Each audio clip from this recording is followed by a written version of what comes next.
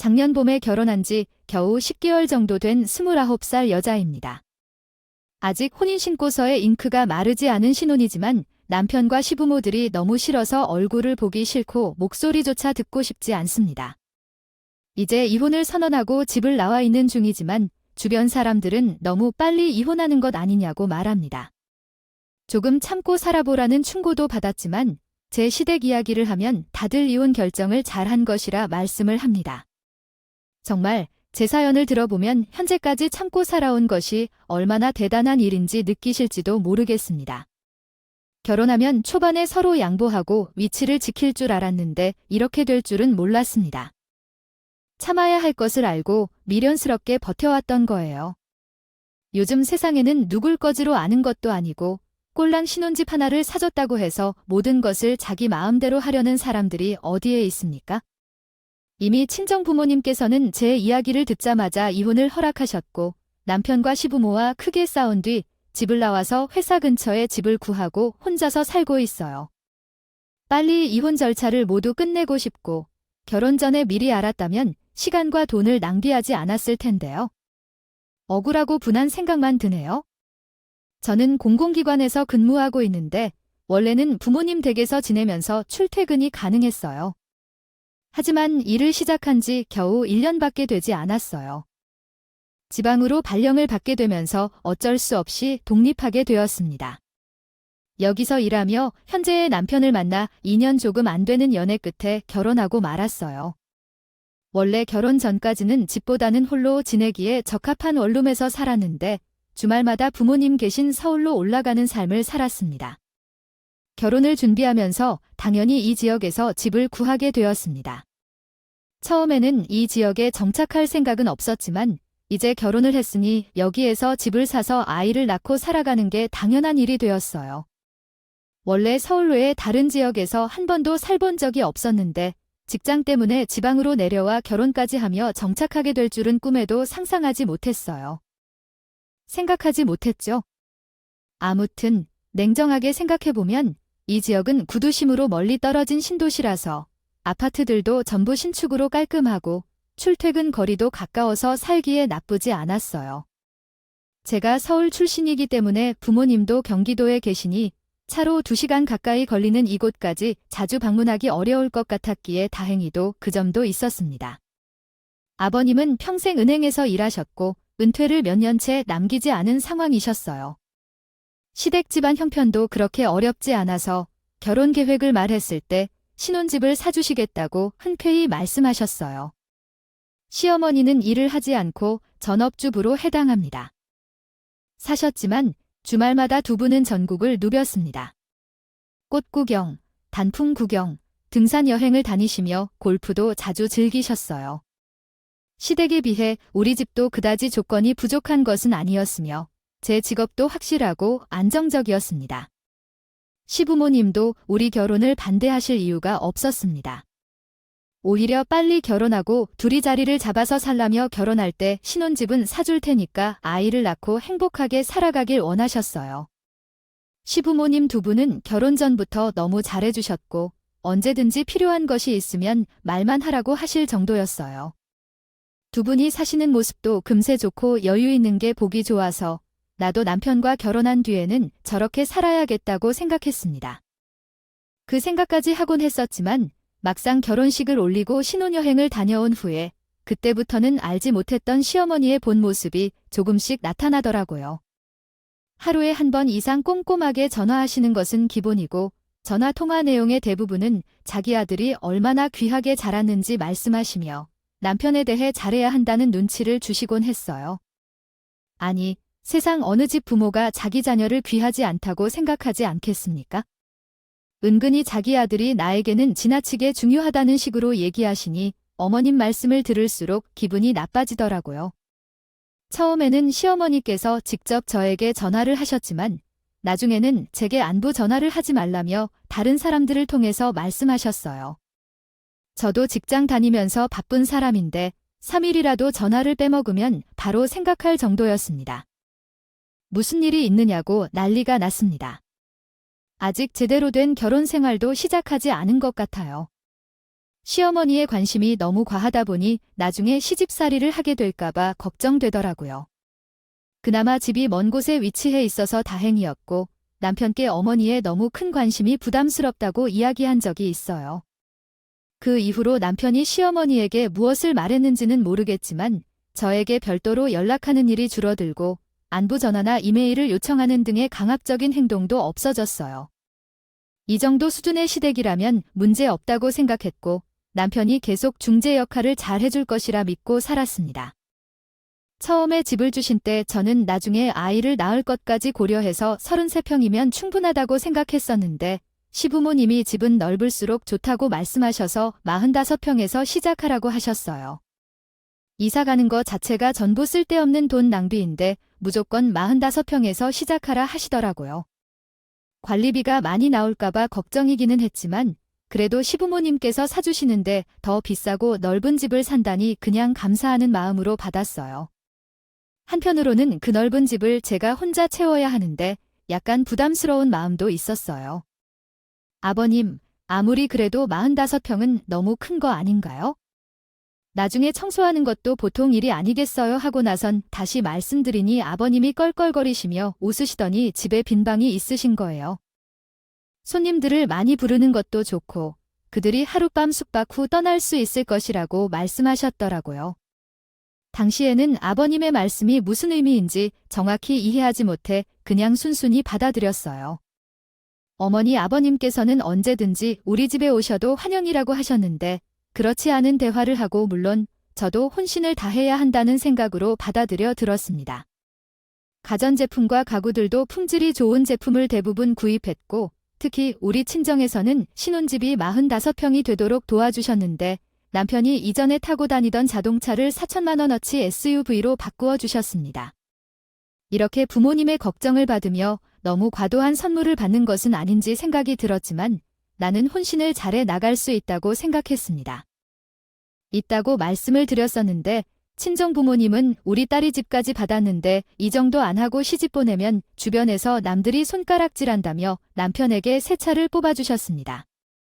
남편이 그 차를 받아서 타고 다녔고 저는 남편이 그 전까지 타고 다니던 6년 된 소나타를 타게 되었습니다. 지은 지 3년도 안 된 신축 45평 아파트에서 혼수도 다 들여놓고 나니 나름 신혼집이 깔끔하고 분위기가 있어 좋더라고요. 결혼식 후 얼마 되지 않아 제 친구들과 주변 지인들을 불러 집들이도 몇 번 했었는데 다들 우리 집에 와서 깨끗하고 넓은 신혼집을 보고 많이 부러워하며 돌아갔어요. 그때까지만 해도 정말로 결혼 잘했구나 싶어서 어깨가 편해졌습니다. 집을 방문하면서 칭찬을 해주니까 더욱 행복해지더라고요. 45평 집이라 커다란 안방이 하나 있었고 거실도 약간 넓었어요.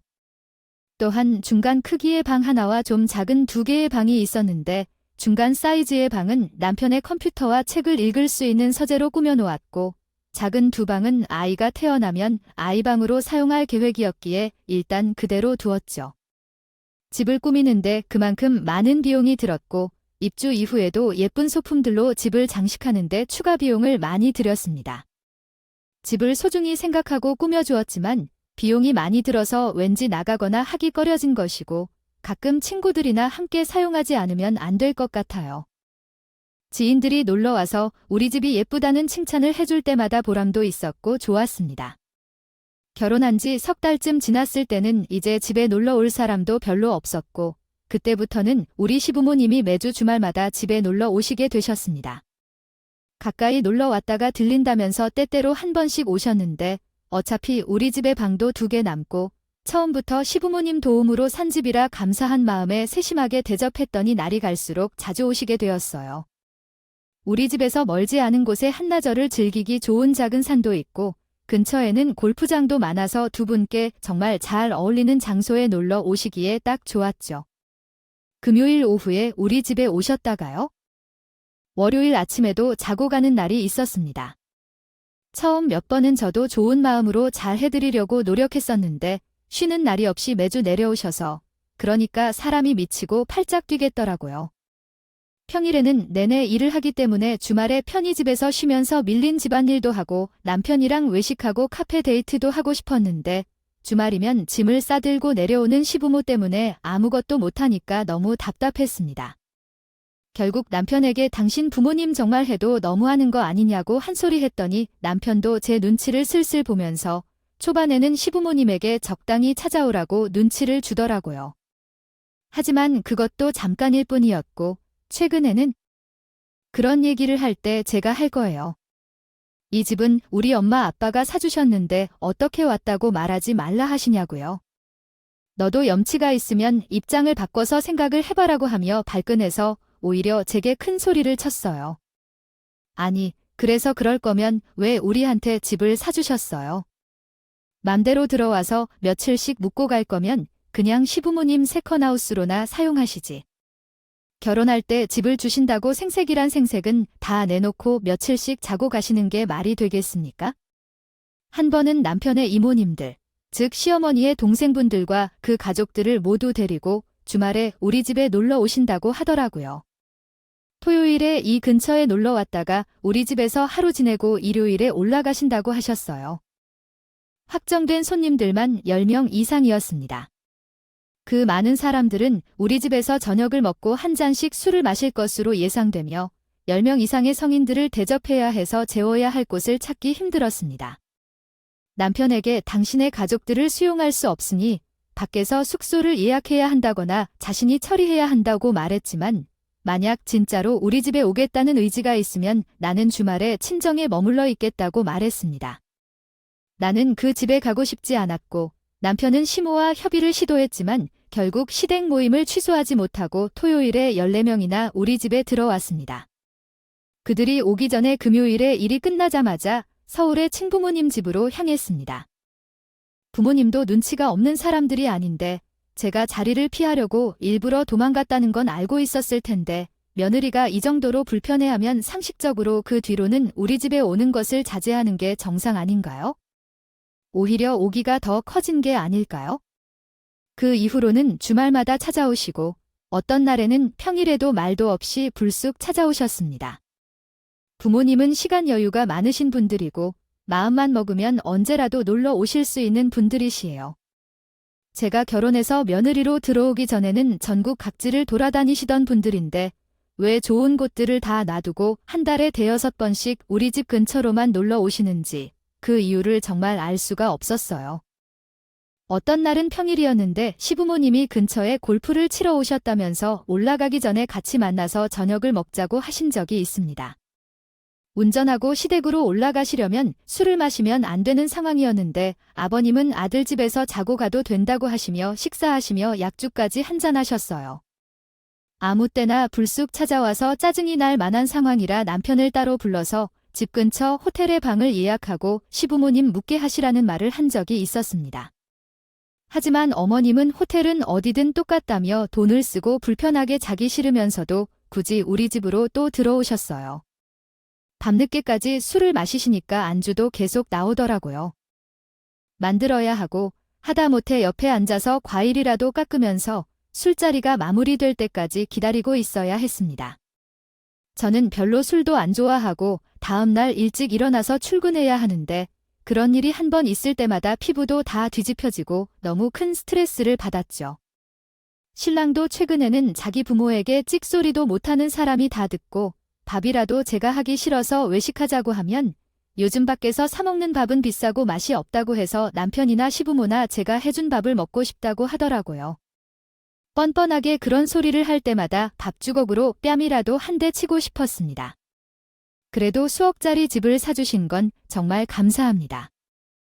일이고 제가 저를 100번 해도 모자랄 일이지만 일주일에 이틀씩 3일씩 우리 집에 눌러앉아 있다가 가시는데 나중에는 이게 내 집인지 시부모 집에 잠시 얹어서 사는 건지 구별도 가지 않을 정도였어요. 결혼할 때 이 집을 저한테 사주신 건 아니잖아요. 명의도 일단 남편 명의고 나중에 애 낳으면 공동 명의를 해주시겠다고 하셨지만 그걸 어떻게 장담을 하겠습니까?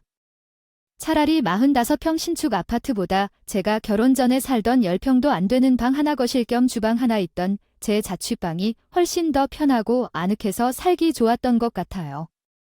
그렇게 시댁 때문에 스트레스를 받아가고 있었는데 얼마 전에 결정적으로 못 참고 폭발적인 사건이 있었습니다.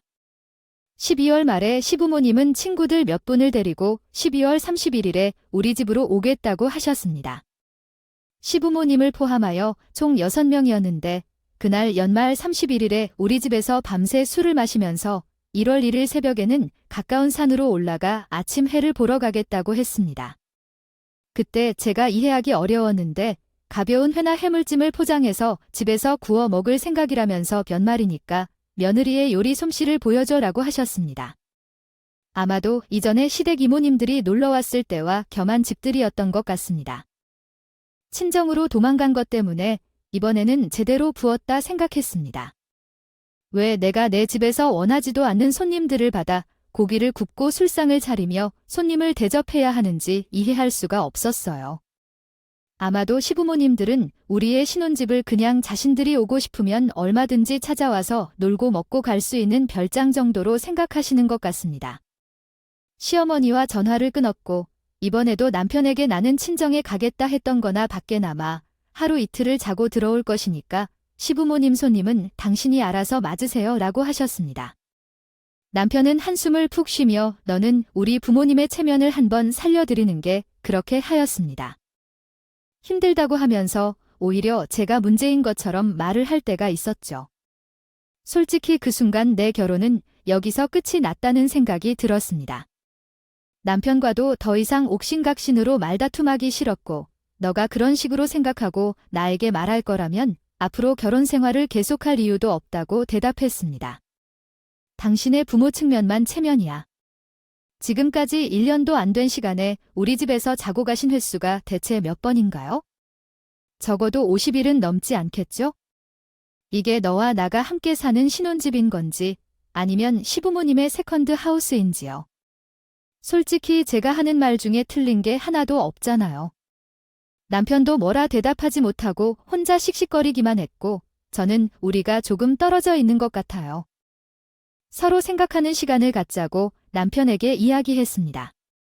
어차피 이 집은 시부모가 사준 남편 집이니까 내가 나가는 것이 맞다 생각했어요.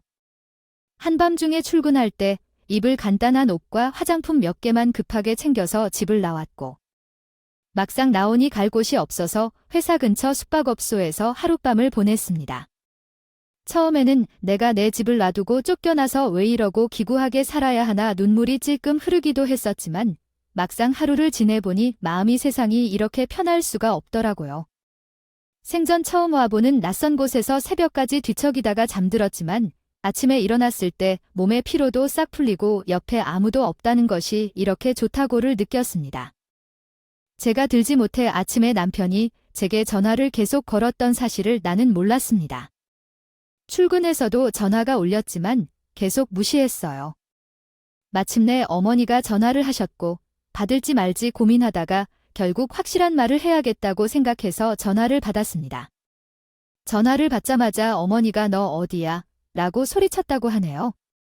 처음에 귀엽다고 생각했지만 어떻게 2번 연속으로 이렇게 말할 수 있느냐고 따지다가 부모님께 전화해서 얘기하기 전에 집으로 즉시 들어오라고 명령받았습니다.